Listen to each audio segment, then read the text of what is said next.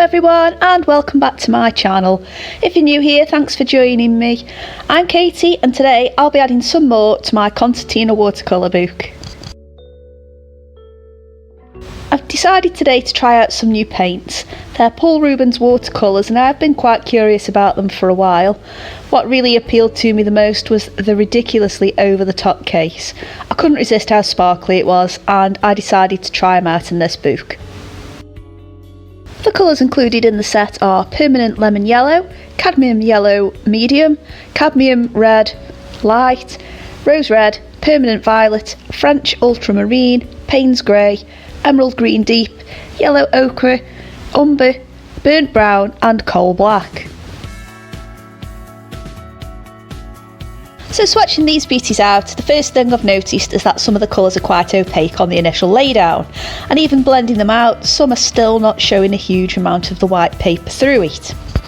And that's to be expected with some of the colours. For example, the yellows do tend to be a little bit more opaque, well, from what I've found anyway. They have really good pigmentation and the colours are lovely and vibrant. I'm not sure if they're artist quality, so at a guess I'd say they were more likely to be student grade. They don't feel chalky to paint with, and when dry, with the exception of the cadmium red, which is a little chalky, but they all seem fine.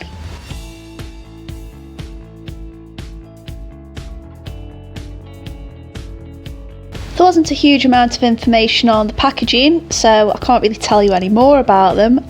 So let's just get cracking with the painting, shall we? So onto the painting. If you're new here, there will be a little recap at the end, but I do recommend checking out the other two videos after. So the message is being passed on in the form of a note. I thought dolphins would make a good messenger, one carrying and the other escorting.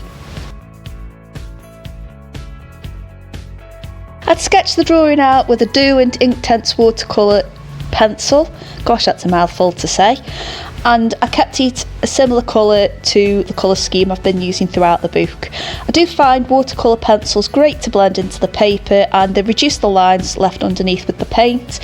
And also with the right eraser and not adding too much pressure when you're drawing, you can remove any mistakes you make as well.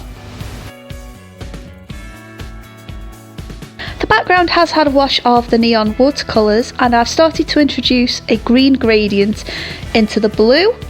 Using the Paul Rubens, I'm obviously restricted with the amount of different colours I've got to play with, but that's nothing mixing and blending won't achieve.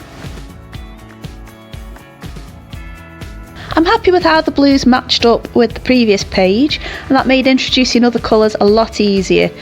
I have noticed that the Paul Rubens aren't quite as vibrant compared to the White Knights, but it's not hugely noticeable, but I just have to work a little bit harder with the paint.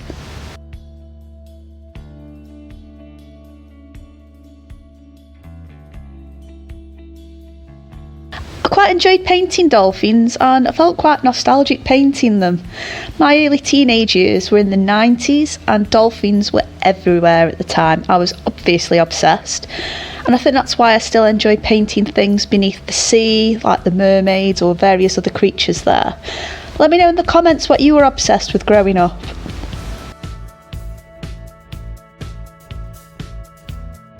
For the first layer of the watercolour on the dolphins, I used a light pink colour. I wanted them not just to be a flat grey, and I didn't want them to have too much blue in them either, so adding a pink underneath seemed the right thing to do.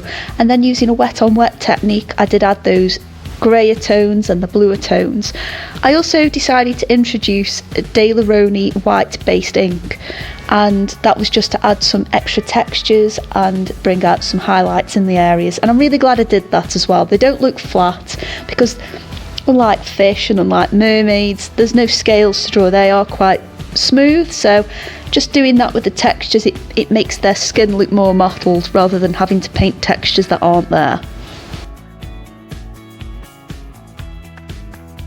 I wanted to introduce a pop of colour that contrasts with the colours I've used so far, so I decided to make the coral at the front quite an orange colour, and then add all the vines and all the details in throughout the painting process. And I really like the fact I've introduced a new colour into it, because that means I've got a bit more to play with on the upcoming pages. Because the dolphins don't really have a huge amount of texture, I thought I'd add texture in on some coral which is a bit further in the background. Well, not in the background, you know what I mean. And just by adding different textures there, it just adds a little bit more to look at. And continuing with the rocks and the coral on the bottom, I used the neon paints as a base and then went over it in the blues. So I'm back to using the white ink to add some highlights to areas, and I think I might actually prefer doing this than using a gel pen. I know I'm a big believer in gel pens and I absolutely love using them for the highlights, and that's not to say I won't, but they worked out really nicely. I could cover a larger surface area with these, and when I use a gel pen they can be a bit messy. You can't layer on top very well because it reactivates the ink. So I think the white ink and brush technique, I think that might stick with me for a little bit longer. So I've been thinking about what to do next on the 2 remaining pages. And when I say 2, I mean they're 4 pages, but I use 2 at a time, you know what I mean.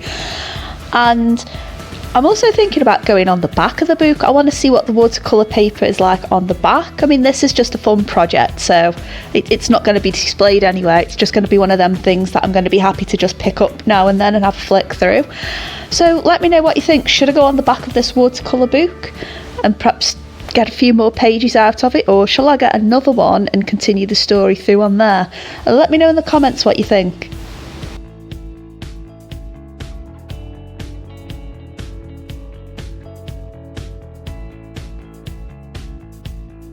Overall, I'm pretty happy with how this one's turned out, but I think I will go back to my favourite white knights for the rest of the book. However, the magpie in me was very happy with the case, and I'll still use them for other projects as the paint was still nice to work with. Let me know in the comments what you think, and don't forget, if you've got any ideas for upcoming pages, please drop them in the box below. Thank you all so much for watching, liking and subscribing. I just want to say thank you for all the suggestions I've had so far too. I hope you've enjoyed this video and this little series. Don't forget to hit like and subscribe so you don't miss out. I'll see you soon. Bye!